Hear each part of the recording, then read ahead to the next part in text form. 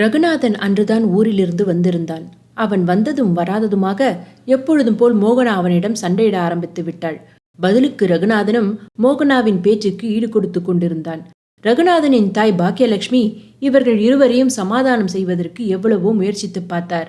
ரகு, அவ தான் சின்ன பொண்ணு, ஏதோ பேசுறா, நீயும் பதிலுக்கு பதில் பேசினா எப்படிடா? அம்மா, நானும் எத்தனை நாள் தான் பொறுத்து போறது? நானே இப்பதான் ஊர்ல இருந்து வந்திருக்கேன். வந்த உடனே ஆரம்பிச்சா எப்படிமா? நானும் சராசரி மனுஷன் தானே. இவளுக்கே இவ்வளவு திமிரு இருந்தா எனக்கு எவ்வளவு திமிரு இருக்கும் சொல்லு. போன தடவை வந்தப்ப பட்டுப்புடவை வேணும்னு கேட்டா, சரின்னு வாங்கி கொடுத்தேன். இப்ப வந்து உட்கார்ந்த 10 நிமிஷத்துக்கெல்லாம் அடுத்த வாரம் கல்யாணத்துக்கு போகணும், புதுசா பட்டுப்புடவையும் நகையும் வேணும்னு கேட்கறா. இப்படி ஒவ்வொரு கல்யாணத்துக்கும் புதுசா நகையும் புடவையும் எடுக்க முடியுமா சொல்லு? இருக்கிறத தானே போட்டுட்டு போனோம் என்று அவன் கூறிக்கொண்டிருக்கும் பொழுதே மோகனா குறுக்கிட்டு, போன தடவை வாங்கின பட்டுப்புடவைய ஏற்கனவே ஒரு கல்யாணத்துக்கு கட்டிட்டு போயிட்டேன். திரும்ப அதே பட்டுப்புடவைய இந்த கல்யாணத்துக்கும் கட்டிட்டு போனா பாக்குறவங்க என்ன நினைப்பாங்க? இவகிட்ட புடவையே இல்லை போல இருக்கு, 1-2 தான் வச்சிருக்கா போல இருக்குன்னு என்னை இலக்காரமா பார்க்க மாட்டாங்க? ஏற்கனவே வயசானவரை கல்யாணம் பண்ணிக்கிட்டேன்னு பாக்குறவங்க எல்லாம் குத்தி பேசுறாங்க. இதுல பழைய புடவைய கட்டிட்டு போனேன்னா ஏதோ உங்க பாட்டி கேட்டுக்கிட்டதுனாலதான் ரகு உன்னை கல்யாணம் பண்ணிக்கிட்டான், மற்றபடி உன் மேலெல்லாம் ஆசை இல்லை அப்படின்னு பேச மாட்டாங்க? ஏன் தலையெழுத்து, எங்க அப்பா அம்மா இருந்தா எனக்கு இப்படி ஒரு நிலைமை வந்திருக்குமா? வெளியில கல்யாணம் பண்ணா நகை போட்டு கல்யாணம் பண்ணணும்னு உங்க பையனுக்கே என்னை கல்யாணம் பண்ணி வச்சிட்டீங்க. தாய்மாமனாச்சே நல்லா பார்த்துப்பாருன்னு நினைச்சேன். இவர் கூட வாழ்ந்த இந்த 10 வருஷத்துல நான் என்னத்தை கண்டேன்? மாசத்துல 2-3 நாள் தான் வீட்டுல இருக்காரு. நானும் சிந்துவும் உங்க கூடயே வந்துடுறோம், எதுக்கு இப்படி ஆளுக்கு ஒரு மூளையா இருக்கணும்னு கேட்டா ஏதாவது காரணம் சொல்றாரு. ஊர்க்காரங்க கிட்டையும் சொந்தக்காரங்க கிட்டையும் நான் எவ்வளவுதான் பேச்சு வாங்குறது? எல்லா பிரச்சனைக்கும் காரணம் நீங்க தான் பாட்டி என்று அவர்களின் பிரச்சனையில் பாக்கியலட்சுமியும் சேர்த்து கொண்டாள். பாக்கியலட்சுமி என்ன சொல்வதென்று தெரியாமல் அமைதியாக இருந்தார். ஒரு விதத்தில் மோகனா சொல்வது உண்மை என்றாலும் தன் பேத்தியை தன் மகனுக்கே திருமணம் செய்து வைத்தால் அக்கா மகள் என்பதால் அவளை நன்றாக பார்த்து கொள்வான் என்றுதான் தன் மகன் ரகுநாதனுக்கு தன் பேத்தியை திருமணம் செய்து வைத்தார். மோகனாவிற்கு 15 வயது இருக்கும் பொழுது ஒரு விபத்தில் பாக்கியலட்சுமியின் மகளும் அவளுடைய கணவனும் இறந்துவிட்டனர். அனாதையாக நின்று கொண்டிருந்த மோகனாவை தான் வளர்த்து கொள்வதாக கூறி மோகனாவின் அத்தை அவளை அழைத்து சென்று விட்டாள். பாக்கியலட்சுமியும் இந்த வயதான காலத்தில் மோகனாவை பார்த்து கொள்வது கடினம் என்பதால் அவரும் சரி என்று விட்டுவிட்டார். ஆனால் 15 வயதே ஆகும் மோகனாவை குடித்துவிட்டு ஊதாரியாக சுற்றி கொண்டிருக்கும் தன் மகனுக்கு திருமணம் முடிப்பதற்காகத்தான் அவள் அத்தை அவளை அழைத்து சென்றிருக்கிறாள் என்று தெரிந்ததும் பாக்கியலட்சுமி அவள் அத்தையிடம் சண்டை போட்டு மோகனாவை அழைத்து வந்தார். அன்றிலிருந்து மோகனா பாட்டியின் அரவணைப்பில் தான் வளர்ந்தாள். ஆனால் பாக்கியலட்சுமிக்கு அடிக்கடி உடல்நிலை சரியில்லாமல் போனதால் தான் உயிரோடு இருக்கும் பொழுதே தன் பேத்தியை கரை சேர்த்து விட வேண்டும் என்று மோகனாவை விட தன் மகன் ரகுநாதன் 15 வயது பெரியவன் என்றாலும் பரவாயில்லை என்று ரகுநாதனுக்கும் மோகனாவுக்கும் திருமணம் செய்து வைத்தார். திருமணமான புதிதில் ரகுநாதனும் மோகனாவும் சந்தோஷமாகத்தான் வாழ்க்கையை தொடங்கினார்கள். ஆனால் 3 மாதத்தில் மோகனா கர்ப்பமானவுடன் அந்த சமயம் ரகுநாதனுக்கு வெளியூரில் வேலை கிடைத்ததால் கர்ப்பமாக இருக்கும் மோகனாவை தன் தாயாரிடமே விட்டுவிட்டு சென்றான். அதன் பிறகு சிந்து பிறந்து இந்த 9 வருடத்தில் ரகுநாதன் வீட்டில் தங்கியதே இல்லை. அப்படியே அவன் வீட்டிற்கு வந்தாலும் அவன் இருக்கும் இந்த 2-3 நாட்களும் மோகனாவும் ரகுநாதனும் சண்டையிடாத நாட்களே இருக்காது. இவர்களின் சண்டைக்கு நடுவில் மாட்டிக்கொண்டு முழிப்பவர்கள் பாக்கியலட்சுமியும் சிந்துவும் தான். ரகுநாதனுக்கு மோகனாவுடன் சண்டை போடுவதற்கு நேரம் சரியாக இருப்பதால் சிந்துவின் மீது அக்கறை கொள்வதற்கு கூட நேரமும் மனமும் இல்லாமல் போனது. பாக்கியலட்சுமி தன் மகன் ரகுநாதனிடம் மோகனாவையும் சிந்துவையும் அழைத்துச் செல்லுமாறு எவ்வளவோ வற்புறுத்தி பார்த்தார். ஆனால் ரகுநாதன் கூடிய சீக்கிரமே இதே ஊரில் வேலை மாற்றம் வாங்கி வந்து விடுவதாக கூறி பாக்கியலட்சுமியையும் மோகனாவையும் ஏமாற்றிக் கொண்டிருந்தான். ஆனால் அன்று நடந்த புடவை சண்டையில் மோகனாவும் வாய்க்கு வந்தபடியெல்லாம் ரகுநாதனையும் பாக்கியலட்சுமியையும் பேச, பதிலுக்கு ரகுநாதன் ஆத்திரத்தை அடக்க முடியாமல் மோகனாவை கண்மண் தெரியாமல் அடித்து விட்டான். இதற்கு மேல் இவளுடன் வாழ முடியாது என்று அன்று வீட்டை விட்டு சென்றவன்தான். 3 மாதமாகியும் வீட்டிற்கு வரவே இல்லை. அதனால் பாக்கியலட்சுமி மோகனாவையும் சிந்துவையும் அழைத்து கொண்டு ரகுநாதனை தேடி அவன் வேலை செய்யும் இடத்திற்கே சென்றார். ரகுநாதன் 2 நாட்கள் விடுப்பில் இருப்பதாக அலுவலகத்தில் கூற சரி என்று அவன் இருக்கும் விலாசத்தை பெற்றுக்கொண்டு அவனை தேடி அவன் வீட்டிற்கே சென்றனர். வீட்டுக்கதவை தட்டிய பொழுது ஒரு சிறுவன் வந்து கதவை திறந்தான். அவனிடம் பாக்கியலட்சுமி, தம்பி, ரகுநாதன் வீடுதானே இது என்று கேட்க, அதற்கு சிறுவன், ஆமா, எங்க அப்பா தான், யார் நீங்க என்றான். இதை கேட்டவுடன் பாக்கியலட்சுமியும் மோகனாவும் அதிர்ந்து போய் நின்றார்கள். என்னது, அப்பாவா என்று கேட்டபடியே மோகனா அந்த சிறுவனை தள்ளிவிட்டபடி வீட்டுக்குள் நுழைந்தாள். இவர்கள் சத்தம் கேட்டு அறைக்குள்ளிருந்து வந்த ஒரு பெண்மணி, யார் நீங்க, கேட்காம கொள்ளாம வீட்டுக்குள்ள வரீங்க என்று அவள் கேட்டு முடிப்பதற்குள் பாக்கியலட்சுமி மோகனாவை பின்தொடர்ந்தபடியே அந்த பெண்மணியை பார்த்து, நீ யார், முதல்ல அதை சொல்லு, என் பையனுக்கும் உனக்கும் என்ன சம்பந்தம் என்று கேட்க, அதை கேட்டவுடன் அந்த பெண்மணி பயத்துடன், வாங்கத்த, உட்காருங்க, அவர் வர நேரம்தான், வெளியில போயிருக்காரு என்றாள். உடனே மோகனா, முதல்ல நீ யாருன்னு சொல்லு, அந்த பையன் என்னடானா என் புருஷனை அப்பான்னு சொல்றான், நீ என்னடானா இவங்களை அத்தைன்னு கூப்பிடுற என்று ஆத்திரத்தை அடக்க முடியாமல் கேட்டாள். அதற்கு அந்த பெண்மணி, என்னது, நீங்க அவர் ஒய்ஃபா? எனக்கும் அவருக்கும் கல்யாணம் ஆகி 11 வருஷத்துக்கு மேல ஆச்சு, எங்களுக்கு 2 பசங்க இருக்கு என்று சற்று கோபத்துடன் கூறினாள். மோகனா பாக்கியலட்சுமி பக்கம் திரும்பி, பாட்டி, இவ என்ன சொல்றா பாத்தீங்களா, அவங்களுக்கு கல்யாணம் ஆகி 11 வருஷத்துக்கு மேல ஆகுதுன்னா அப்ப என்ன கல்யாணம் பண்றதுக்கு முன்னாடி இவளை கல்யாணம் பண்ணிக்கிட்டாரா? அப்ப நான் என்ன இவருக்கு 2ஆம் தாரமா? எங்க அப்பா அம்மா இருந்தா இப்படிலாம் நடக்குமா? நான் ஒரு அனாதை, எனக்காக யாரும் வரமாட்டாங்கன்னு தானே அவங்கவுங்க என் வாழ்க்கையை நாசம் பண்ணிட்டீங்க என்று பாக்கியலட்சுமியிடம் அழுதாள். பாக்கியலட்சுமிக்கு அப்பொழுதுதான் புரிந்தது, அன்று வேற்றுமத பெண்ணை காதலிக்கிறேன் என்று தன் மகன் கூறும்போது அவர்களின் திருமணத்திற்கு ஒப்புக்கொள்ளாமல் அவனை கட்டாயப்படுத்தி மோகனாவிற்கு திருமணம் செய்து வைத்தோம். ஆனால் தன் மகன் தன்னை மீறி தனக்கு தெரியாமல் அன்றே இந்த பெண்ணை திருமணம் செய்து கொண்டு விட்டான் என்று புரிந்து கொண்டார். அது தெரியாமல் அவனை கட்டாயப்படுத்தி மோகனாவிற்கு திருமணம் செய்து வைத்து விட்டோம். இப்படி நம்மை ஏமாற்றி விட்டானே என்று அவர் மனம் குமரியது. தனக்கு ஏற்கனவே இவர்கள் காதல் விவகாரம் தெரியும் என்று தெரிந்தால் மோகனா உண்டு இல்லை என்று செய்து விடுவாளே என்று வேறு அவர் மனதிற்குள் பயந்து கொண்டிருந்தார். மோகனாவும் அந்த பெண்மணியும் ஒருவரை ஒருவர் தூற்றிக் கொண்டார்கள். அந்த சமயம் பார்த்து ரகு வீட்டுக்குள் நுழைந்தான். அவனை பார்த்ததும் இருவரும் அவன் சட்டையை பிடித்து சரமாரியாக கேள்வி கேட்க ஆரம்பித்தார்கள். ரகுவின் முதல் மனைவி, எங்க நம்ம கல்யாணத்துக்கு அம்மா ஒத்துக்கல, அதனால நம்ம கல்யாணம் பண்ணிக்கலாம் நீங்க, நானும் சரின்னு ஒத்துக்கிட்டேன்.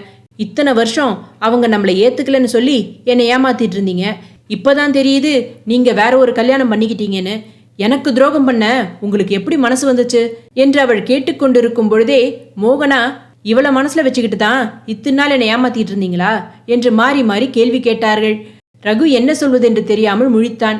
அவனுக்கு எப்படி இருந்தாலும் தன்னுடைய காதல் மனைவிதான் முக்கியம் என்பதால், மேரி, நான் சொல்றத கொஞ்சம் பொறுமையா கேளு, உன்கிட்ட சொன்னதெல்லாம் உண்மைதான்.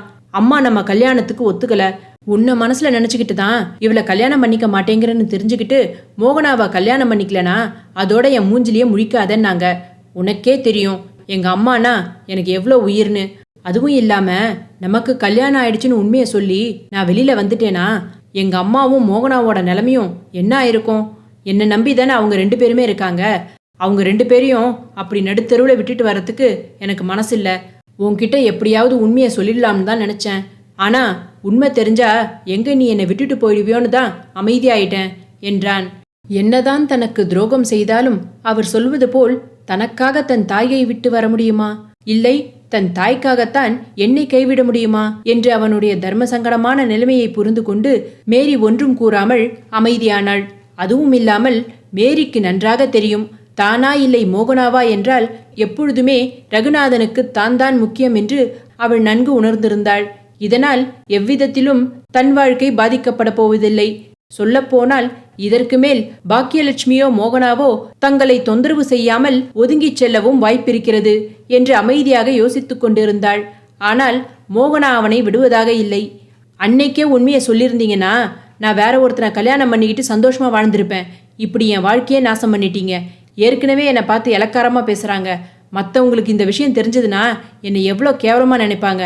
ஏற்கனவே ஒன்றுத்துக்கும் வக்கில்லாததுனால தான் போனா போதுன்னு நீங்கள் என்னை கல்யாணம் பண்ணிக்கிட்டீங்கன்னு பேசிக்கிட்டு இருக்காங்க.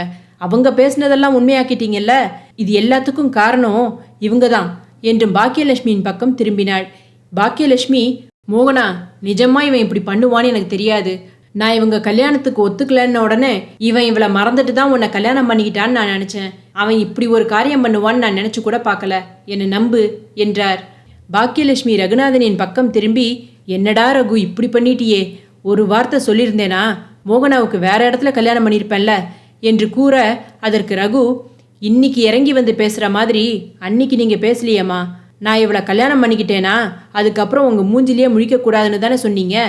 எனக்கு நீங்களும் வேணும், மேரியும் வேணும். எனக்கு வேற வழி தெரியல என்றான். பாக்கியலட்சுமி தன் தவறை உணர்ந்து அமைதியாக இருந்தார். இவர்கள் மூவரின் சண்டையை சிந்துவும் மேரியின் 2 பிள்ளைகளும் வேடிக்கை பார்த்து கொண்டிருந்தனர். அதுவும் சிந்துவிற்கு ஏற்கனவே சிறுவயதிலிருந்து பெரிதாக தந்தையின் அரவணைப்பு கிடைக்கவில்லை. இப்பொழுது அது நிரந்தரமாக கிடைக்கப் போவதில்லை என்பதை அவள் உணர்ந்தாள். அம்மா ஏற்கனவே அப்பா மேல் உள்ள கோபத்தை தன்மேல்தான் காட்டுவாள். இதில் இப்பொழுது அப்பாவிற்கு ஏற்கனவே கல்யாணம் ஆகிவிட்டது என்று தெரிந்த பிறகு இனி தன்னுடைய நிலைமை என்னவாகும் என்று பயத்தில் நடுங்கிக் கொண்டிருந்தாள். மோகனா ரகுநாதனையும் பாக்கியலட்சுமியும் பார்த்து, பேசாம நீங்க எங்க அத்தைக்கிட்டே என்னை விட்டுருந்துருக்கலாம். குடிகாரனா இருந்தாலும் அவனுக்கு முதல் தாரமாவது இருந்திருப்பேன். 15 வயசுல உங்க பிள்ளைக்கு என்னை கல்யாணம் பண்ணி வச்சு 25 வயசுல என் கையில ஒரு குழந்தையும் கொடுத்து என்னை வாழா வெட்டியாக்கிட்டீங்க என்று கத்தினாள். உடனே ரகுநாதன், மோகனா இப்பவும் சொல்றேன், கடைசி வரைக்கும் உன்னையும் சிந்துவையும் பார்த்துக்க வேண்டியது என்னோட பொறுப்பு என்றான். உடனே மோகனா, இதுக்கு மேல ஒரு வார்த்தை பேசுனீங்க மரியாதை கெட்டுடும். இவ்வளவு தெரிஞ்சதுக்கு அப்புறமும் உங்க கூட நான் வாழ்வேன்னு நினைச்சுக்கிட்டு இருக்கீங்களா? உங்க பிச்சை காசு யாருக்கு வேணும்? 4 வீட்டில் 10 பாத்திரம் தேய்ச்சாவது நானும் என் பிள்ளையும் சாப்பிடுவோமே தவிர உங்ககிட்ட கையேந்த மாட்டோம் என்று கத்திவிட்டு சிந்துவை அழைத்து கொண்டு அங்கிருந்து புறப்பட்டாள். ரகுநாதனுக்கும் மோகனாவுக்கும் உள்ள உறவு அன்றோடு விட்டு போனது. பாக்கியலட்சுமி மட்டும் மோகனாவுக்கு தெரியாமல் அடிக்கடி தன் மகன் ரகுநாதனிடம் பேசிக் கொண்டிருந்தார். சிந்து எதிர்பார்த்தது போல் அவள் தந்தை மேல் உள்ள கோபத்தை எல்லாம் மோகனா சிந்துவின் மேல் காட்டினாள். இதுவரை அவளை திட்டிக் கொண்டிருந்தவள் இப்பொழுதெல்லாம் தன் வாழ்க்கை நாசமாகிவிட்டது என்ற விரக்தியில் சிந்துவை அடித்து ரகுமேல் உள்ள தன் ஆத்திரத்தை தீர்த்து கொண்டாள். மோகனா தான் கூறியபடியே ஒரு கார்மெண்ட் ஃபேக்டரியில் வேலைக்கு சேர்ந்தாள். மாதம் 10,000 சம்பளம். அந்த சம்பளத்தை வைத்துக்கொண்டு வீட்டு வாடகையும் கொடுத்து மூவரின் சாப்பாட்டு செலவையும் பார்ப்பதற்கே கடினமாக இருந்தது. பாக்கியலட்சுமி எவ்வளவோ அறிவுறுத்தியும் மோகனா ரகுநாதனிடமிருந்து வீட்டு செலவிற்கு பணம் வாங்க மறுத்துவிட்டாள். அதற்கு ஏற்றாற்போல் ரகுநாதனின் முதல் மனைவி மேரி ரகு தன் தாய்க்கும் மோகனாவுக்கும் பண உதவி செய்து விடாதபடி பார்த்து கொண்டாள். ரகு தன் தாயாரை பார்க்க வரும்பொழுதெல்லாம் அவருக்கு சாப்பிட மட்டும் ஏதாவது வாங்கி கொடுத்துவிட்டு செல்வான். அதையே சிந்து சாப்பிடக்கூடாது என்று மோகனா கண்டிப்புடன் கூறிவிட்டாள். இதை பாருங்க பாட்டி, உங்க புள்ள உங்களுக்கு வாங்கி தர்றதை நான் தடுக்க மாட்டேன். அதே மாதிரி என் புள்ள என்ன சாப்பிடணுங்கிறத நான் தான் தீர்மானிப்பேனே தவிர நீங்க கிடையாது. அதனால தயவு செஞ்சு அவர் வாங்கிட்டு வந்து உங்களுக்கு தர்றதெல்லாம் என் பொண்ணுக்கு கொடுக்காதீங்க என்றாள். மோகனா ஏற்கனவே தன் மீதும் தன் மகன் மீதும் உள்ள கோபத்தை எல்லாம் தன் பேத்தி சிந்துவின் மேல்தான் காட்டிக் கொண்டிருக்கிறாள். இதற்கு மேல் தன்னால் தன் பேத்திக்கு எந்த விதத்திலும் பாதிப்பு வந்துவிடக்கூடாது என்று பாக்கியலட்சுமியும் மோகனாவின் வார்த்தைக்கு கட்டுப்பட்டு இருந்தார். மோகனாவும் தன்னுடைய வருமானம் வீட்டு செலவிற்கு கூட போதவில்லை என்பதால் தன்னிடம் உள்ள நகைகளை சிறுக சிறுக அடமானம் வைத்து சமாளித்து வந்தாள். எப்படியும் போக போக தன்னுடைய சம்பளம் உயர்ந்தால் தன்னுடைய நகைகளை மீட்டுக் கொள்ளலாம் என்று நினைத்து கொண்டிருந்தாள். ஆனால் 1 வருடமாகியும் அவளிடம் இருந்த நகைகள் குறைந்ததே தவிர அவள் எதிர்பார்த்தபடி எந்த சம்பள உயர்வும் கிடைக்கவில்லை. மோகனாவிற்கு கணவன் உதவியில்லாமல் தன்னால் தனியாக வாழ முடியாது என்ற நிதர்சனம் அப்பொழுதுதான் புரிய ஆரம்பித்தது. ஆனால் தன் கணவனிடம் கையேந்துவதற்கு அவளுடைய தன்மானம் இடம் கொடுக்கவில்லை.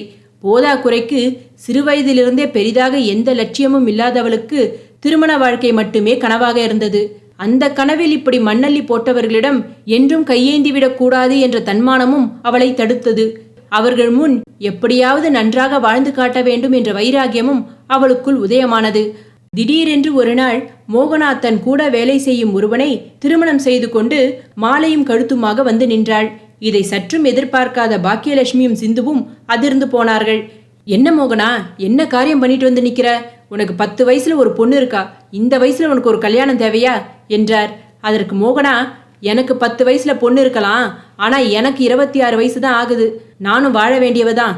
எனக்கும் ஆசாபாசங்கள் இருக்காதா? உங்க புள்ள மட்டும் பொண்டாட்டி பிள்ளைங்கன்னு சந்தோஷமா தானே இருக்காரு. எனக்குன்னு ஒரு குடும்பம் வேணாமா? உங்க காலத்துக்கு அப்புறம் நானும் சிந்துவும் அனாதையா நிக்கணும். இவர் என்னையும் சிந்துவையும் நல்லா பார்த்துப்பாரு என்றாள். மோகனாவின் புதுக்கணவன் சோமுவின் வீட்டில் ஏற்கனவே திருமணமாகி குழந்தை உள்ளவளை திருமணம் செய்வதற்கு ஒப்புக்கொள்ளாததால் சோமுவும் இவர்களுடனே வந்து தங்கிக் கொண்டான். 1 வாரம் கூட கடந்திருக்காது. அதற்குள் பாக்கியலட்சுமிக்கும் சோமுவுக்கும் முட்டிக்கொண்டது. பாக்கியலட்சுமி இருப்பது சோமுவுக்கு பிடிக்கவில்லை. அதனால் எப்படியாவது பாக்கியலட்சுமியை வீட்டை விட்டு துரத்த வேண்டும் என்று அவரிடம் அடிக்கடி சண்டை போட்டு கொண்டிருந்தான். மோகனாவும் தான் சோமுவை திருமணம் செய்து கொண்டது பாக்கியலட்சுமிக்கு பிடிக்கவில்லை. அதனால்தான் அவர் அடிக்கடி சோமுவிடம் சண்டை போடுகிறார் என்று நினைத்து பாக்கியலட்சுமியிடம் சண்டை போட்டாள். பாக்கியலட்சுமிக்கும் தன் மகன் இருக்க வேண்டிய இடத்தில் இன்னொருத்தனை வைத்து பார்க்க முடியவில்லை.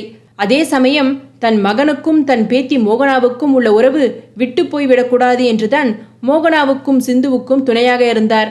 ஆனால் இனி என்றுமே ரகுநாதனும் மோகனாவும் சேர வாய்ப்பே இல்லை என்ற உண்மை அவருக்கு புரிய ஆரம்பித்தது. அதனால் இதற்கு மேல் இங்கிருந்து பிரயோஜனமில்லை என்று மோகனாவிடம் சண்டை போட்டுவிட்டு தன் மகன் வீட்டிற்கே சென்று விட்டார். அதற்கு பிறகு சிந்துவை தவிர மற்றவர்களெல்லாம் அவரவர் வாழ்க்கையை வாழ ஆரம்பித்தார்கள். சுற்றி இத்தனை உறவுகள் இருந்தும் சிந்து அனாதையாக நின்றாள். தந்தை அவருக்கு என்று ஒரு வாழ்க்கையை அமைத்து கொண்டார். தந்தைக்கு போட்டியாக தாயும் தனக்கென்று ஒரு வாழ்க்கையை அமைத்து கொண்டார்.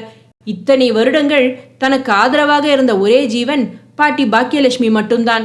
அவரும் சோமுவின் வருகையால் அவர் வாழ்க்கையை பார்க்க சென்று விட்டார். ஏற்கனவே அதிகம் பேசாத சிந்துவுக்கு பாட்டி மட்டுமே துணையாக இருந்தார். இன்று அவரும் இல்லாதது அவளின் மனநிலையை மிகவும் பாதித்தது. சோமுவிற்கு சிந்துவை பிடிக்கவில்லை என்றாலும் மோகனாவிற்காக வேறு வழியில்லாமல் அவளை ஏற்றுக்கொண்டான். இப்படியே ஒரு வருடம் உருண்டோடியது.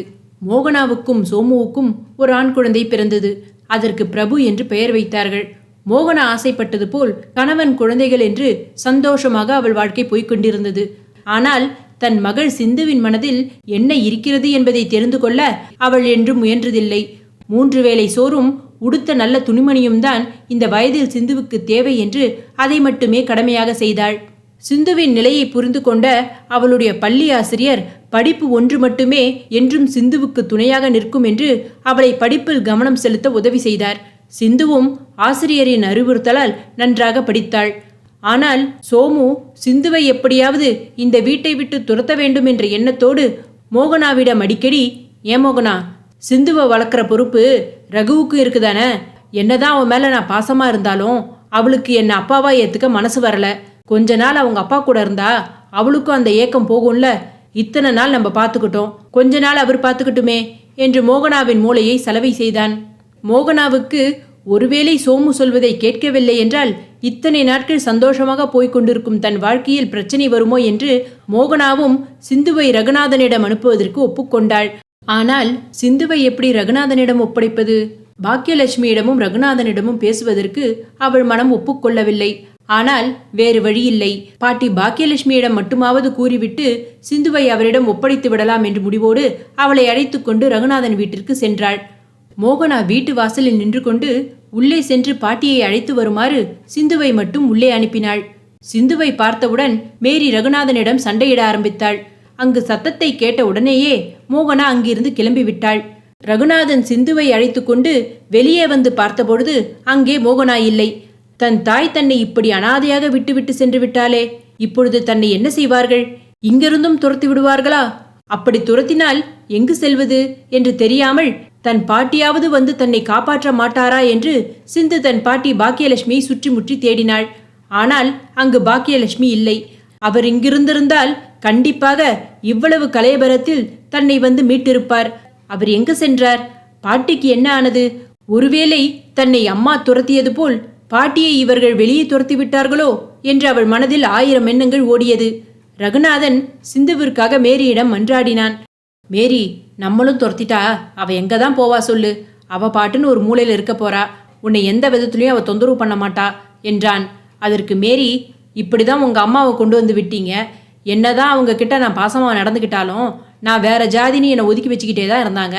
சாக போற நேரத்தில் கூட அவங்க என்னை மருமகளா ஏத்துக்கலையே. உங்க அம்மாவுக்காவது நீங்க செய்ய வேண்டிய கடமை. உங்களை விட்டா அவங்களுக்கு வேற ஆள் கிடையாது. இவளுக்கு என்ன, இவளை பெத்தவ தான் இருக்கால, அவளே பார்த்துக்க வேண்டியது தானே. வேற ஒருத்தனை கல்யாணம் பண்ணிக்க தெரிஞ்சதுல அன்னைக்கு வாய் கிழிய என்னென்ன பேசினா, அப்ப இவளையும் வளர்க்கறது அவ பொறுப்பு தானே என்றாள். இதை கேட்ட சிந்துவுக்கு அதிர்ச்சியாக இருந்தது. யாரை நம்பி இங்கு வந்தோமோ அவரே இப்பொழுது உயிருடன் இல்லை. அவளுக்கு இருந்த கொஞ்ச நெஞ்ச நம்பிக்கையும் விட்டு போனது. இவர்களாக தன்னை அடித்து துரத்துவதற்கு முன் தானே சென்று விடலாம் என்று அங்கு நிற்க மனமில்லாமல் சிந்து அங்கிருந்து கிளம்பினாள். அதற்குள் ரகுநாதன் மேரியிடம், 1 வாரம் டைம் கொடு மேரி, அவளை எங்கேயாவது ஹாஸ்டல்லையாவது சேர்த்து விட்டுறேன். அதுக்கப்புறம் அவளால் யாருக்கும் தொந்தரவு இருக்காது என்று கெஞ்சினான். மேரியும் சரி, ஒரே வாரம்தான், அதுக்கப்புறம் இன்னும் கொஞ்ச நாள் இங்கே இருக்கட்டும், அவ என்ன பண்ண போறா, நமக்கு தொந்தரவு இல்லாம தானே இருக்கான்லாம் பேசக்கூடாது, சரியா என்று கண்டிப்புடன் கூறினாள். ரகுநாதனும் சரி என்று ஒப்புக்கொண்டு திரும்பி பார்த்த பொழுது அங்கு சிந்துவை காணவில்லை.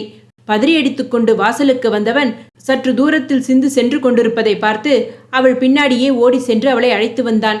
சிந்து, ஒரு வாரம் இங்கே இரு, உன்னை ஒரு நல்ல ஹாஸ்டலா பார்த்து சேர்த்து விடுறேன், சரியா என்றான். சிந்துவும் எதுவும் கூறாமல் அமைதியாக அவனுடன் வந்தாள். ரகுநாதன் சொன்னபடி ஒரே வாரத்தில் சிந்துவை ஒரு ஹாஸ்டலில் சேர்த்து விட்டான். சிந்து வயதில் சிறியவளாக இருந்தாலும் அவள் மனம் பக்குவப்பட்டு இருந்தது. சுயநலமிக்க இந்த மனிதர்கள் நடுவில் வாழ்வதை விட இப்படி தனியாக வாழ்வதே மேல் என்று அந்த விடுதியையே தன் வீடாக நினைக்க ஆரம்பித்தாள். சிந்துவும் தன் ஆசிரியர் கூறிய வார்த்தைகளை மனதில் வைத்துக்கொண்டு நன்றாக படித்தாள். எப்படியாவது நன்றாக படித்து இவர்கள் முன் வாழ்ந்து காட்ட வேண்டும் என்ற அணையா தீ அவளுக்குள் எரிந்து கொண்டே இருந்தது. சிந்து பெரியவளான பொழுது கூட விஷயத்தை கேள்விப்பட்டு மோகனாவோ ரகுநாதனோ அவளை வீட்டிற்கு அழைத்து வரவில்லை. ரகுநாதனாவது ஹாஸ்டலுக்கு சென்று அவளுக்கு புது உடையை வாங்கி கொடுத்து விட்டு வந்தான். ஏற்கனவே ரகுநாதன் மோகனாவுக்கு சிந்துவை விடுதியில் சேர்த்திருப்பதாகவும் அவளை அடிக்கடி சென்று பார்த்து கொள்ளும்படி ஒருவர் மூலம் செய்தி அனுப்பியிருந்தான். ஆனால் மோகனா சோமுவுக்கு பயந்து இன்று வரை ஒருமுறை கூட சிந்து தங்கியிருக்கும் விடுதிக்கு சென்று பார்க்கவில்லை. இப்பொழுதும் சிந்து பெரியவளாகிவிட்ட செய்தி கேட்ட பின்பும் மோகனா வந்து அவளை அழைத்து போகவில்லை. நிறை மாத கர்ப்பிணியாக இருக்கும் மோகனாவை இந்த நேரத்தில் அலைய வேண்டாம் என்று கூறி சோமு தடுத்து விட்டான். சிந்துவை பார்த்து கொள்ளும் பொறுப்பு பழையபடி தனக்கு வந்தால் பின் அவள் திருமணத்திற்கும் தானே தான் செலவு செய்ய வேண்டும் என்ற பயம் அவனுக்குள் இருந்து கொண்டே இருந்தது. ஏற்கனவே சோமுவின் குடிப்பழக்கத்தினால் சோமுவிற்கும் மோகனாவிற்கும் அடிக்கடி சண்டை வந்து கொண்டிருக்கிறது. இதில் சிந்துவை வேறு வீட்டிற்கு அழைத்து வந்தால் அதுவே தன் வாழ்க்கைக்கு பாதகமாகிவிடும் என்று பயந்தாள். குழந்தை பிறந்த பின்பு சோமுவுக்கு தெரியாமல் சிந்துவை சென்று பார்க்கலாம் என்று அப்போதைக்கு சிந்துவை பார்க்கும் எண்ணத்தை கைவிட்டாள். மோகனாவிற்கு 3ஆவதாக ஒரு பெண் குழந்தை பிறந்தது. பிறகு அந்த குழந்தையை பார்ப்பதற்கே அவளுக்கு நேரம் சரியாக இருந்தது. ரகுநாதனும் மோகனாவும் சிந்துவை பற்றி கவலைப்படாமல் அவரவர் வாழ்க்கையை சந்தோஷமாக வாழ்ந்து கொண்டிருந்தார்கள். சிந்துவும் அறிவும் அழகும் ஒரு சேர வளர்ந்து கொண்டிருந்தாள். சிந்து வீட்டிற்கே செல்லாததை கவனித்த அந்த விடுதியில் வேலை செய்யும் காமுகர்கள் அவளை சீண்டி பார்த்தார்கள். ஆனால் அவள் செல்வதற்கு இடமில்லாததால் வேறு வழியின்றி விடுதியிலேயே தங்க வேண்டிய நிர்பந்தம் ஏற்பட்டது. சிந்து நன்றாக படிப்பதால் பள்ளியிலும் விடுதியிலும் சிந்துவுக்கு நல்ல பெயர் உண்டு. அதனால் பள்ளியின் மேலாளர் சிந்துவின் நிலையை புரிந்து கொண்டு தன் வீட்டிலேயே தங்கியிருக்கும் பணிப்பெண்ணுடன் தங்கிக் கொள்ள அனுமதி கொடுத்தார். சிந்து இப்படியே 2 வருட கோடை விடுமுறையும் பள்ளியின் மேலாளரின் வீட்டில் கழித்தாள். அந்த விடுமுறை நாட்களிலும் நேரத்தை வீணாக்காமல் மேலாளரிடமிருந்து அறிவு சார்ந்த விஷயத்தையும் பணிப்பெண்ணிடமிருந்து வீட்டு வேலைகளையும் கற்றுக்கொண்டாள். அடுத்த வருடத்திலேயே சிந்துவுக்கு உதவிய பள்ளி மேலாளர் ஓய்வு பெற்றதால் இந்த முறை கோடை விடுமுறைக்கு செல்வதற்கு இடமில்லாமல் தவித்தாள். விடுமுறை நாட்களில் விடுதியில் தங்கக்கூடாது என்று நிர்வாகம் கண்டிப்புடன் கூறியதால் வேறு வழியின்றி ரகுநாதனும் எப்படியோ ஒரு வழியாக மேரியிடம் மன்றாடி பாதி நாட்கள் இங்கேயும் மீதி நாட்கள் மோகனா வீட்டிற்கு சென்றுவிட வேண்டும் என்ற நிபந்தனையோடு சிந்துவை அழைத்து வந்தான். மேரியின் வீட்டிலிருந்த அந்த நாட்கள் சிந்து அந்த வீட்டிற்கே வேலைக்காரியாக மாறியிருந்தாள். அவள் என்னதான் வேலை செய்தாலும் மேரி சொன்னபடி சிந்துவை மோகனா வீட்டிற்கு அனுப்பி வைத்தாள். ரகுநாதன் விடுமுறை முடியும் வரை மோகனாவுடன் இருக்குமாறு சிந்துவை மோகனாவிடம் விட்டுச் சென்றான். சிந்து வந்திருப்பதை கேள்விப்பட்டவுடன் சோமு முதலில் கோபத்தில் கத்தினாலும் அவளை பார்த்தவுடன் அடங்கி போனான். இங்கிருந்து செல்லும் பொழுது குழந்தையாக இருந்தவள் இப்பொழுது கன்னிப்பெண்ணாக வந்திருக்கிறாள். என்ன மோகனா, உன் பொண்ணு நல்லா வளர்ந்துட்டா போல இருக்கே, ஆள் அடையாளமே தெரியலையே, நாளைக்கே அவளுக்கு ஒரு கல்யாணத்தை பண்ணலாம் போல இருக்கே என்று அவன் கண்கள் சிந்துவை அளந்தன. அவனின் பார்வை சிந்துவிற்கு புரிந்தது. மோகனாவிற்கோ எப்படியோ சோமு சிந்துவை துரத்தாமல் அவள் இருக்க சம்மதித்தானே என்று அவனின் எண்ணம் புரியாமல் சந்தோஷப்பட்டாள். அதற்கு பின் சிந்து இருந்த நாட்கள் சோமு அவளை தாங்கு என்று தாங்கினான். அவளுக்கு புது ஆடைகளையும் சாப்பிட தின்பண்டங்களும் வாங்கி கொடுத்தான். அவன் என்னதான் வலை வீசினாலும் சிந்து கவனமாக இருந்தாள். இருந்தும் சோமு மோகனா இல்லாத நேரத்தில் அடிக்கடி அவனுடைய சில்மிஷ வேலையை காட்டிக்கொண்டே இருந்தான். சிந்துவும் எப்பொழுதும் தனியாக இல்லாமல் மோகனா கூடவே சுற்றி கொண்டிருந்தாள். இருந்தாலும் தூங்கும் நேரத்தில் மோகனாவிற்கு தெரியாமல் சிந்து ஆழ்ந்த தூக்கத்தில் இருக்கும் பொழுது அவளிடம் அத்துமீறினான். அவள் முழித்து கொண்டால் ஒன்றும் தெரியாதது போல் பழையபடி மோகனாவின் பக்கத்தில் சென்று படுத்துக் கொள்ளுவான். இதனால் சிந்து இரவெல்லாம் தூங்காமல் மோகனா முழித்திருக்கும் பகல் நேரத்தில் தூங்குவாள். இப்படியே ஒவ்வொரு நாளும் எப்பொழுது விடுமுறை முடியும் என்று காத்து கொண்டிருந்தாள். அடுத்த நாள் சிந்து விடுதிக்கு கிளம்ப துணிகளை எடுத்து வைத்து கொண்டிருந்தாள். அதை பார்த்த சோமு, எதுக்கு நீ இப்போ ஹாஸ்டலுக்கு போகணும்? பேசாம இங்கேயே படி. உன்னை ஒரு ஸ்கூல்ல சேர்த்து விடுறேன். இங்க இருந்தா பாப்பா கூட விளையாடலாம். பாப்பாவும் நீ இருந்தா ரொம்ப சந்தோஷப்படுவா என்றான். அதை கேட்ட மோகனாவும், ஆமா சிந்து, பேசாம இங்கேயே இருந்துடு. அவர் தான் உன்னை ஸ்கூல்ல சேர்த்து விடுறேன்னு சொல்றாருல. மஞ்சுவும் தினமும் உன் கூட இப்படி சந்தோஷமா விளையாடினானா அவளுக்கு சீக்கிரமா குணமாகி மற்ற குழந்தைங்க மாதிரி நடக்க ஆரம்பிப்பாள்ல என்றாள். மோகனாவிற்கும் மஞ்சுவை வைத்துக்கொண்டு வீட்டு வேலை பார்ப்பதற்கு கடினமாக இருந்தது. அதனால் சிந்து இங்கே இருந்தால் தனக்கு உதவியாக இருக்கும் என்று எண்ணினாள். மஞ்சுவின் அண்ணன் பிரபுவாவது சிந்து இங்கு வந்ததிலிருந்து அவளிடம் ஒரு வார்த்தை பேசியதும் இல்லை, விளையாடியதும் இல்லை. ஆனால் மஞ்சு இவளை பார்த்தவுடனேயே ஒட்டிக்கொண்டாள். சிந்துவுக்கும் மஞ்சுவை மிகவும் பிடிக்கும். 2 வயதாகியும் அவளால் நடக்க முடியாததை நினைத்தால் அவளுக்கும் வேதனையாகத்தான் இருந்தது. ஆனால் அவள் இங்கே இருந்தால் மட்டும் அவளுக்கு குணமாகிவிடுமா என்ன? சரியான மருத்துவம் பார்த்தால் மட்டுமே குணமாகும். தான் இங்கேயே தங்குவதற்காகத்தான் இவர்கள் இப்படி சொல்கிறார்கள் என்று சிந்துவுக்கு நன்றாக தெரியும். அதனால் மோகனா எவ்வளவு கெஞ்சியும் சிந்து பிடிவாதமாக ரகுநாதன் வந்தவுடன் அங்கிருந்து கிளம்பினாள். அதற்கு பின் சோமு அடிக்கடி விடுதிக்கு சென்று அவளை பார்த்து கொண்டான். அப்படி அவளை பார்க்க வரும்பொழுதெல்லாம் யாருக்கும் தெரியாமல் அவளை சீண்டி பார்ப்பதும் அவள் காதருகில் சென்று ஆபாசமாக பேசுவதும் வாடிக்கையாக வைத்திருந்தான். அவன் வருவது பிடிக்கவில்லை என்றாலும் அதை அவனிடம் சொல்வதற்கு அவளுக்கு தைரியம் வரவில்லை. இதை பற்றி யாரிடம் கூறுவது? ஏற்கனவே விடுதியில் தொந்தரவு இருக்கிறது என்றுதான் வீட்டுக்கு சென்றாள். ஆனால் அங்கு சென்று வந்த பின்பு மேற்கொண்டு தொந்தரவை விலை கொடுத்து வாங்கி வந்து விட்டோமே என்று தன்னைத்தானே நொந்து கொண்டாள். சுற்றியிருக்கும் ஓநாய்கள் எவ்வளவு தொந்தரவு கொடுத்தாலும் சிந்து படிப்பின் மீது இருக்கும் தன்னுடைய கவனத்தை மட்டும் என்றும் சிதறவிடவில்லை. ஒவ்வொரு கோடை விடுமுறையும் வீட்டிற்கு செல்லும் பொழுதெல்லாம் அவளுக்கு அக்னி பரீட்சையாக இருந்தது. எப்படியோ ஒரு வழியாக சிந்து 12ஆம் வகுப்பில் நல்ல மதிப்பெண் எடுத்து தேர்ச்சி பெற்றாள். அடுத்து எப்படியாவது நல்ல கல்லூரியில் சேர்ந்து விட வேண்டும் என்று அவளுக்குள் எண்ணம் இருந்தது. நல்ல மதிப்பெண் எடுத்ததால் கவர்மெண்ட் கோட்டாவிலேயே அவளுக்கு பொறியியல் கல்லூரியில் சீட்டு கிடைத்தது. பெரிதாக கட்டணம் செலுத்த வேண்டாம் என்றாலும் அந்த கட்டணத்தை கட்டுவதற்கு கூட மேரி ரகுநாதனுக்கு அனுமதி கொடுக்கவில்லை. எப்பொழுதும் சிந்து தங்குவதற்கு ஒரு 10 நாட்களாவது அனுமதி கொடுக்கும் மேரி இந்த முறை சிந்து பள்ளி படிப்பை முடித்ததால் இப்பொழுது அவளை இங்கே தங்க அனுமதித்தால் அவள் நிரந்தரமாக இங்கேயே தங்கிவிட்டால் பின் அவளுடைய திருமண செலவு எங்கே தன் தலையில் விழுந்து விடுமோ என்ற பயத்தில் அவளை வீட்டுக்குள்ளேயே சேர்க்கவில்லை. அதனால் வேறு வழியின்றி சிந்து தன் தாயாரின் வீட்டிற்கே சென்றாள். அங்கு எப்பொழுதும் போல் சோமுவின் பிடியிலிருந்து தப்பிப்பதே அவளுக்கு பெரிய சவாலாக இருந்தது. கல்லூரியில் எப்படி சேர்வது என்று முடித்து கொண்டிருந்தவளுக்கு சோமுதான் உதவிக்கரம் நீட்டினான். அதற்கு ஒரு காரணமும் இருந்தது. சிந்துவை தான் கல்லூரியில் சேர்த்துவிட்டால் சிந்து இங்கேயே தங்கிக் கொள்வாள். பின் எப்பொழுதும் போல் அவளை சீண்டி பார்க்கலாம் என்று நினைத்தான். அவனுடைய எண்ணம் சிந்துவுக்கு தெரிந்திருந்தாலும் இப்போதைக்கு அவளுக்கு உதவுவதற்கு ஆள் இல்லாததால் வேறு வழியின்றி அவனிடமிருந்து பணத்தை வாங்கி கொண்டாள். ஆனால் உள்ளூரில் சீட்டு கிடைத்தும் அதை தவிர்த்துவிட்டு வெளியூரில் கல்லூரியில் சேர்ந்து படிக்க ஏற்பாடு செய்தாள். இது சோமுவுக்கு சற்று ஏமாற்றமாக இருந்தாலும் என்றாவது ஒரு நாள் சிந்து தன் பிடியில் சிக்குவாள் என்று நினைத்தான். அவளை பார்ப்பதற்கு எப்பொழுதும் போல் சோமு மட்டுமே கல்லூரிக்கு வந்து போனான். அவனுடைய பேச்சும் சீண்டலும் முன்பை விட அதிகமானது. அதனால் அவனை பார்ப்பதையே அவள் தவிர்த்தாள். ஆனால் அவனும் விடாமல் அவளை பார்ப்பதற்கு வந்து போனான். 2ஆம் ஆண்டிலிருந்து தனக்கு தேவையான கல்லூரி கட்டணத்தை தானே செலுத்த வேண்டும் என்று முடிவோடு மாலை நேரத்தில் சூப்பர் மார்க்கெட்டில் வேலைக்கு சேர்ந்தாள். விடுமுறை நாட்களிலும் கிடைத்த வேலைகளை எல்லாம் செய்து வந்தாள்.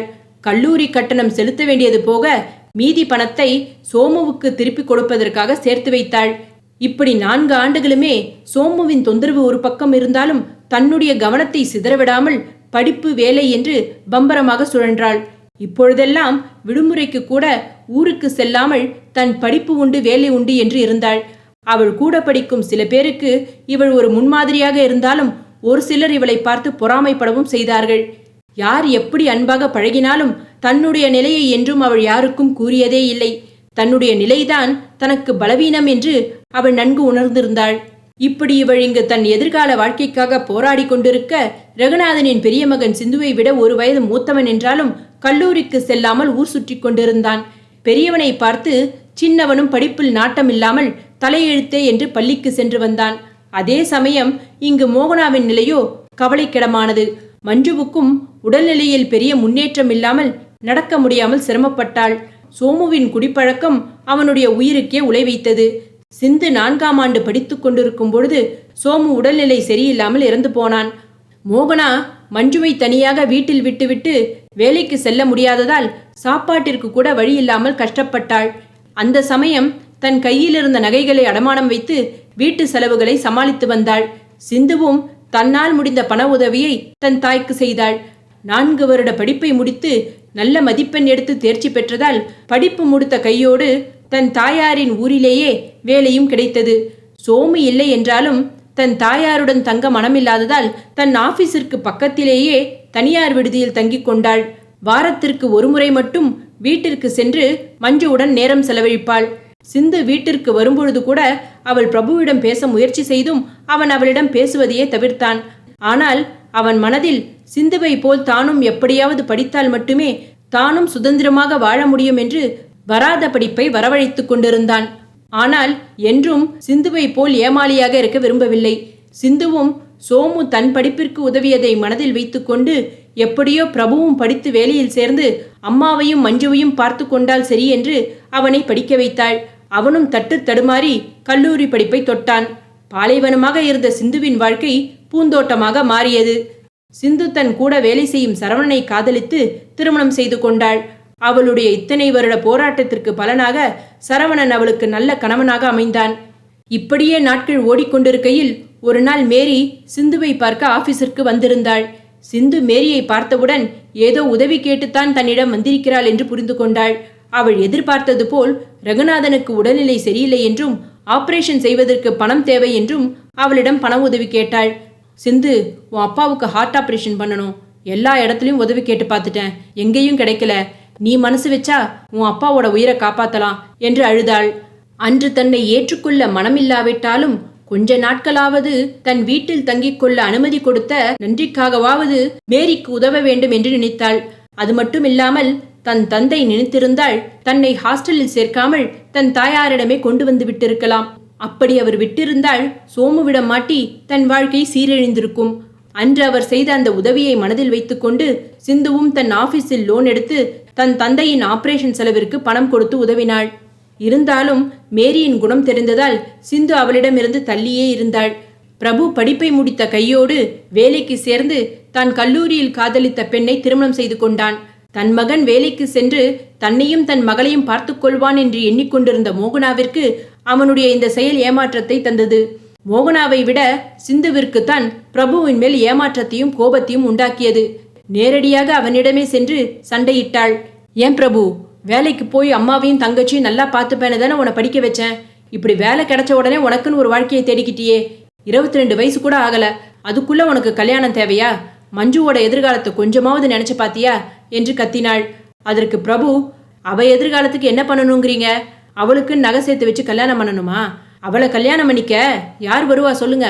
இப்பவே கல்யாணம் பண்றதுக்கு நகையை சேர்க்கிறேன் என்று கிண்டலாக பதிலளித்தான். நீங்க தான் ஏமாளி. உங்களை நடுரோட்ல நிக்க வச்சவங்களுக்கும் உதவி செஞ்சீங்க. உங்களை மாதிரியே நானும் இருக்கணுங்கிறீங்களா என்றான். இதற்கு மேல் அவனிடம் பேசி பிரயோஜனமில்லை என்று மோகனாவை தன்னுடன் வரும்படி அழைத்தாள். ஆனால் மோகனா மறுத்துவிட்டாள். போதும் சிந்து, நீ எங்களுக்கு செஞ்ச உதவியெல்லாம் போதும். அவன் சொல்றது சரிதான். உன் எதிர்காலத்தை பத்தி நாங்க யாரும் என்னைக்கும் நினைச்சு பார்த்ததே கிடையாது. நீயே முட்டி மோதி எப்படியோ படிச்சு நல்ல நிலைமைக்கு வந்து இன்னைக்கு கல்யாணம் பண்ணி சந்தோஷமா வாழற.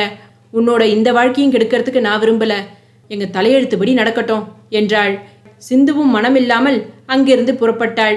அதன் பிறகு முன்பு போல் அங்கே சென்று மஞ்சுவை பார்க்க கூட அவளால் முடியாமல் போனது. அப்படியே அவள் மஞ்சுவை பார்க்க செல்லும் போதெல்லாம் பிரபுவின் மனைவி சுதா சிந்துவிடம் சண்டையிடுவாள். அதனால் முடிந்தவரை அங்கு செல்வதையே சிந்து தவிர்த்து வந்தாள். சுதாவின் வருகையால் மோகனாவின் வாழ்க்கை நரகமானது. மோகனாவிற்கு வீட்டு வேலைகள் செய்வது ஒன்றும் புதிதல்ல. ஆனால் பேச்சுவாக்கில் பிரபுவிடமிருந்து மோகனாவின் கடந்த காலத்தை பற்றி தெரிந்து கொண்ட சுதா சந்தர்ப்பம் கிடைக்கும் பொழுதெல்லாம் அவள் செய்த ஒவ்வொரு தவறையும் கூறி வார்த்தைகளால் அவள் மனதை புண்படுத்தினாள். பிரபுவுக்கும் தன் மனைவி செய்வது தவறு என்று தெரிந்தாலும் தன் வாழ்க்கைதான் முக்கியம் என்று கண்டுகொள்ளாமல் இருந்தான். மோகனாவிற்கும் இந்த வயதிற்கு மேல் மஞ்சுவை வைத்துக்கொண்டு தனியாக வாழ முடியாது என்பதால் தன் மகளுக்காக சுதா செய்யும் கொடுமைகளை எல்லாம் பொறுத்து கொண்டாள். 2 வருடங்கள் சுதாவின் கொடுமைகளை அனுபவித்த மோகனா இதற்கு மேல் அவளுடைய கொடுமைகளையும் பேச்சுகளையும் கேட்க முடியாமல் ஒரு நாள் நெஞ்சை பிடித்து கொண்டு அமர்ந்தவள்தான். அதற்கு பின் எழவே இல்லை. மோகனா இறந்த செய்தியை கூட பிரபு சிந்துவிற்கு தெரிவிக்கவில்லை. மஞ்சுவை பார்த்து நீண்ட நாட்கள் ஆனதால் சிந்து அவளை பார்ப்பதற்காக தன் தாயாரின் வீட்டிற்கு வந்தாள். அங்கே மோகனாவின் படத்தை மாலையோடு சுவற்றில் பார்த்தபொழுது தன் தாய் இறப்பிற்கு கூட தெரிவிக்காததை பற்றி சிந்து பிரபுவிடமும் சுதாவிடமும் கேட்டு சண்டையிட்டாள். இதற்கு மேல் மஞ்சுவை அங்கே விட்டு வைக்க வேண்டாம் என்று அவளை அழைத்த பொழுது இருவரும் அமைதியாக நின்று கொண்டிருந்தார்கள். மஞ்சு எங்க? கூப்பிடுங்க, அவளை என்னோட கூட்டிட்டு போறேன். இதுக்கு மேல உங்களை நம்பிலாம் அவளை இங்கே விட்டுட்டு போக முடியாது என்றாள். அதற்கு பிரபு ஏதோ சொல்ல வாய் திறக்க சுதா சட்டென்று இடைமறித்து, அவ எங்க இருக்கான்னு எங்களுக்கு தெரியாது. அவங்க அம்மா இறந்த உடனேயே இந்த வீட்டில் இருக்க விருப்பம் இல்லாம எங்க கிட்ட கூட சொல்லாம அவ வீட்டை விட்டு போயிட்டா என்றாள். உடனே சிந்து, எழுந்திருச்சு கூட நடக்க முடியாத அவ இந்த வீட்டை விட்டு போயிட்டாளா? ஏதாவது நம்புற மாதிரி இருக்கா? அம்மா உடம்பு சரியில்லாம தான் செத்து போனாங்களா, இல்ல அவங்கள கொன்னுட்டீங்களா? எங்க அந்த விஷயத்த வெளியில சொல்லிடுவாளோன்னு அவளையும் சைலண்டா கொண்டு புதைச்சிட்டீங்களா என்று கத்தினாள். ஆனால் அவள் எவ்வளவு சண்டையிட்டும் இருவரும் மஞ்சு இருக்கும் இடத்தை சொல்ல மறுத்துவிட்டார்கள். உடனே சிந்து தன் கணவன் சரவணனுக்கு விஷயத்தை கூறி அவனை அங்கே வரவழைத்தாள். அதுவரை சிந்துவிற்கு பதில் கூறாமல் ஆட்டம் காட்டிக் கொண்டிருந்தவர்கள் சரவணனை பார்த்ததும் வாயடைத்து போனார்கள். சரவணன் பிரபுவின் சட்டையை பிடித்து, இப்ப மஞ்சு எங்க இருக்கான்னு சொல்லலைனா நான் போலீஸ்ல கம்ப்ளைண்ட் பண்ணுவேன். அதுக்கப்புறம் உங்க வாயிலிருந்து எப்படி உண்மையை வர வைக்கணும்னு அவங்களுக்கு தெரியும் என்றான். உடனே பிரபு, இதோ பாருங்க, அவ எங்க இருக்கான்னு சொல்றதுல எங்களுக்கு ஒன்றும் பிரச்சனை இல்லை. ஆனா அவளை பார்த்துக்க முடியலன்னு திரும்பவும் எங்க தலையில கட்டக்கூடாது. அதுக்கு ஓகேனா சொல்லுங்க, அவ இருக்கிற இடத்த சொல்றேன். இப்ப அவளுக்கும் தொந்தரவு இல்லாம எங்களுக்கும் தொந்தரவு இல்லாம அவ ஒரு இடத்துல பத்திரமா இருக்கா. அதை தயவு செஞ்சு கெடுத்துறாதீங்க என்றான். சிந்துவும், அவளால இனிமேல் உங்களுக்கு எந்த தொந்தரவும் வராது, இனிமேல் நாங்க அவளை பார்த்துக்கிறோம் என்றாள். பிரபு மஞ்சுவை ஒரு நல்ல காப்பகத்தில் தான் சேர்த்திருப்பதாக கூறி முகவரியை கொடுத்தான். அங்கு சென்று பார்த்தபொழுதுதான் தெரிந்தது அது அனாதை ஆசிரமம் என்று. பிரபுவும் சுதாவும் மஞ்சுவை ஆசிரமத்தின் வாசலிலேயே இறக்கிவிட்டு சென்று விட்டார்கள் என்று தெரிந்து கொண்டார்கள். சிந்துவை பார்த்தவுடன் மஞ்சு அழ ஆரம்பித்து விட்டாள். அக்கா, அண்ணனும் அண்ணியும் என்னை இங்கே கொண்டு வந்து விட்டுட்டாங்க. அம்மாவும் என்னை விட்டுட்டு போயிட்டாங்க. என்னால யாருக்கும் பிரயோஜனம் இல்லையா, எல்லாருக்கும் நான் பாரமா தான் இருக்கேன்னு என்னை திட்டி இங்க கொண்டு வந்து விட்டுட்டாங்க என்று அழுதாள். சிந்து உடனே, அழாத மஞ்சு, இனிமேல் நாங்க இருக்கோம் உனக்கு. எங்களுக்கு நீ தான் பெரிய பொண்ணு, சரியா என்று அவள் கன்னத்தில் வழிந்த கண்ணீரை துடைத்தாள். சரவணன் மஞ்சுவின் தலையை வருடியபடி, ஒன்னும் பயப்படாத, நீ என்னைக்கும் யாருக்கும் பாரம் இல்லை. எவ்வளவோ சயின்ஸ் வளர்ந்துருச்சு. நீயே உன்னை பார்த்துக்கிற அளவுக்கு உன்னை நான் எப்படி மாத்தி காட்டுறேன் பாரு. இப்ப நம்ம வீட்டுக்கு போலாமா என்று அவளுக்கு நம்பிக்கையை கொடுத்து தன் இரு கரங்களால் தூக்கிச் சென்றான். சிந்து அவன் மஞ்சுவை தூக்கி செல்வதை பார்த்து, தான் கரம் பிடித்தது மனிதனை அல்ல, தெய்வத்தை. இனி தான் இல்லை என்றாலும் மஞ்சுவை பார்த்து கொள்வதற்கு தன் கணவன் இருக்கிறான் என்று கலங்கிய கண்களோடு அவனை பின்தொடர்ந்தாள். இந்த கதை பிடிச்சிருந்ததுன்னா பத்துவின் கதைகளை சப்ஸ்கிரைப் பண்ணுங்க, லைக் பண்ணுங்க, ஷேர் பண்ணுங்க.